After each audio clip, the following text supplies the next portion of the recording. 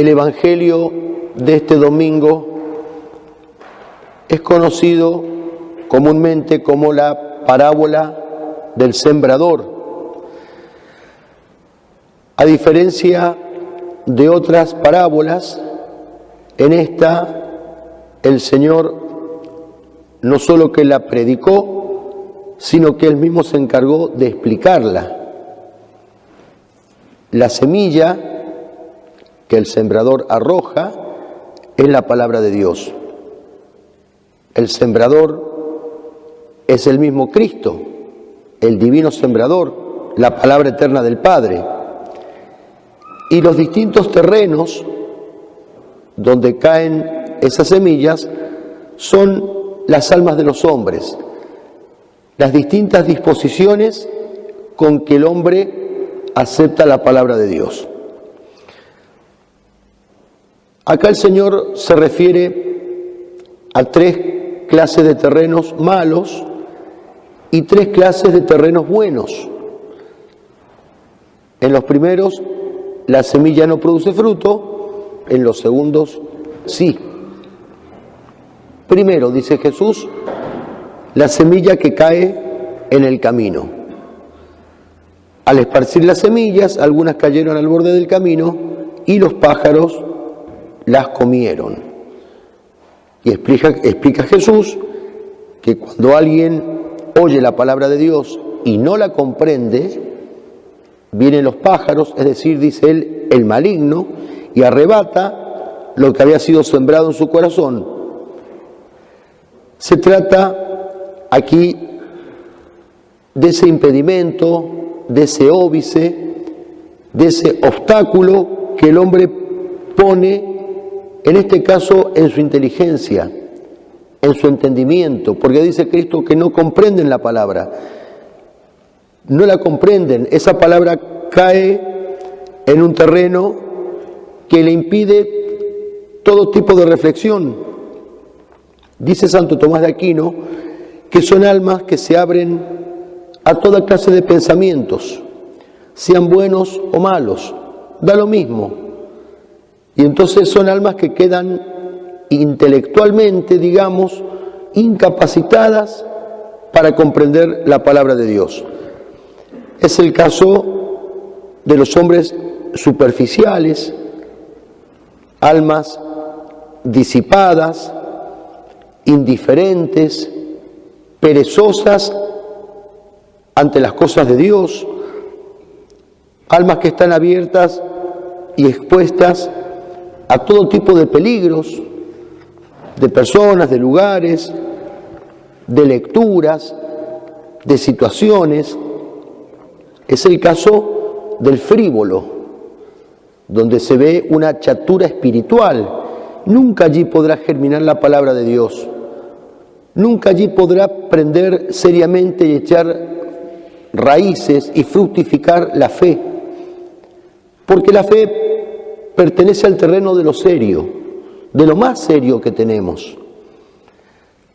Y menciono la gravedad que tiene, por ejemplo, ciertas misas en su modo de celebrar de parte del sacerdote, por los gestos que se salen de la rúbrica, por los cantos que se eligen, por la participación de la gente, por los instrumentos musicales, por los textos no siempre adecuados o aprobados por la Iglesia, con la excusa de hacer una misa más atractiva, una misa no aburrida, una misa más atrayente.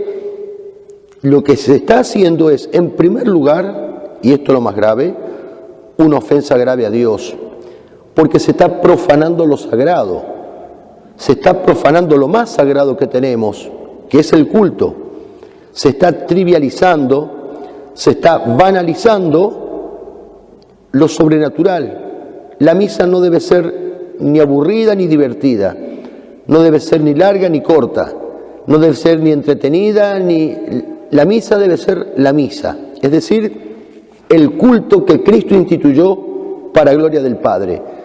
Como nos enseña el Catecismo, es la el sacrificio de la cruz que se perpetúa en nuestros altares y así será hasta el fin del mundo.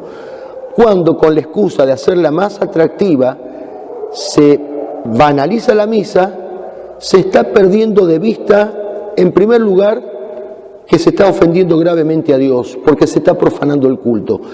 Y esto digo es lo más grave. Pero además, se está insultando la inteligencia de la gente, se la está mutilando, se le está cercenando, cerrando el entendimiento, precisamente para que la fe no prenda. Porque ahí la gente se acostumbra a que la misa, bueno, no le encuentro diferencia esencial entre ir a la misa y ir a un parque de diversiones. No encuentro una diferencia esencial entre el templo católico y un pelotero. No encuentro diferencia esencial entre ir al sacrificio de la cruz y juntarme en una kermés. Todo me tiene que divertir, todo tiene que ser. Eso es grave. Y también es grave cuando esto se aplica en el caso de los niños.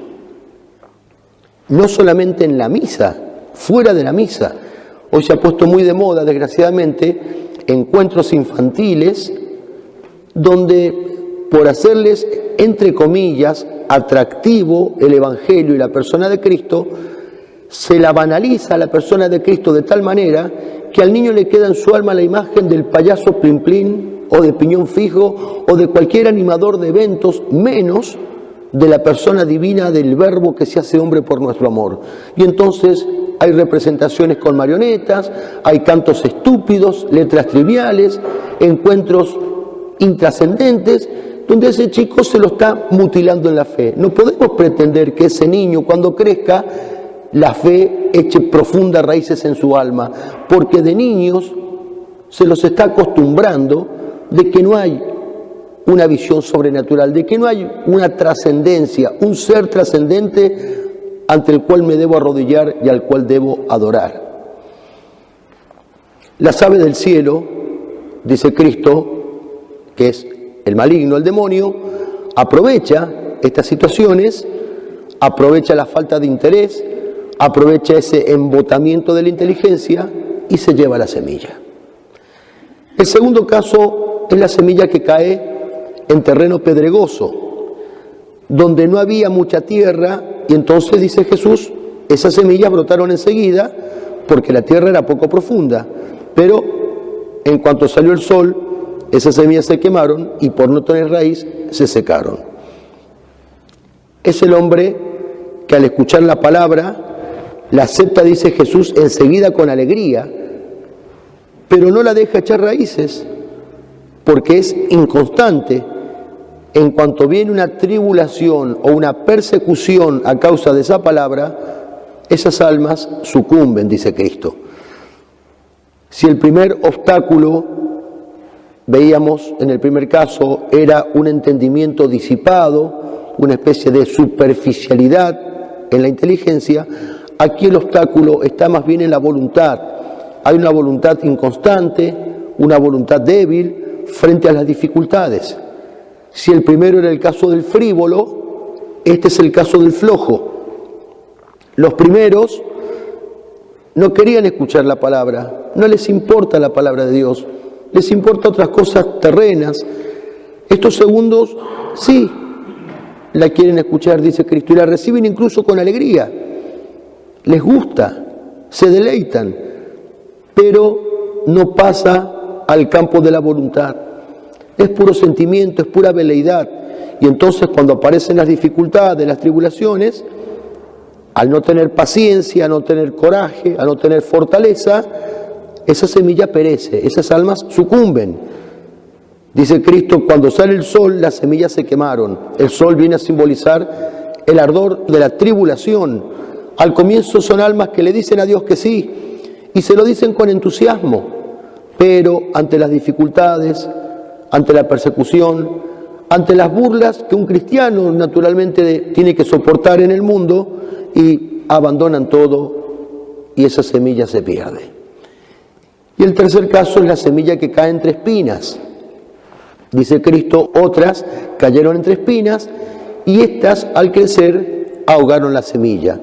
Es el hombre que escucha la palabra, pero las preocupaciones del mundo y la seducción de las riquezas la ahogan y no puede dar fruto.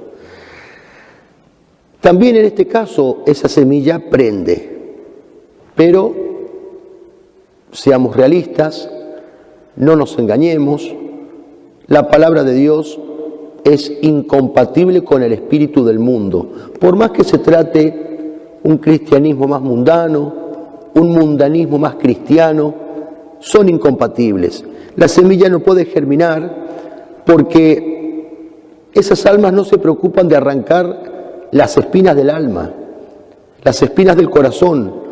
¿Cuáles son esas espinas? Las pasiones, el afán desmedido de honores aquí en la tierra, el ansia de poseer cada vez más y más, la búsqueda de placeres. En esos casos la semilla se ve sofocada. El Señor compara las pasiones con las espinas, esas pasiones que punzan el alma y la van mutilando y haciéndola impotente e incapaz para que la semilla de la palabra de Dios y la fe echen raíces profundas en el alma y puedan dar frutos. Y el Señor hace particular referencia a la seducción de las riquezas. ¿Por qué? No porque las riquezas sean malas en sí mismas, sino porque conociendo nuestra naturaleza herida, fácilmente esas riquezas echan raíces en el alma. Y al echar raíces en el alma, embotan el alma y hacen incapaz a la semilla que sea ella la que eche raíces para poder dar frutos. Los ojos de esas almas están tan fijos, tan atentos en las cosas de la tierra, que es imposible levantarlos a Dios para que la semilla dé mucho fruto. Y por último, dice Jesús, la semilla que cae en buena tierra.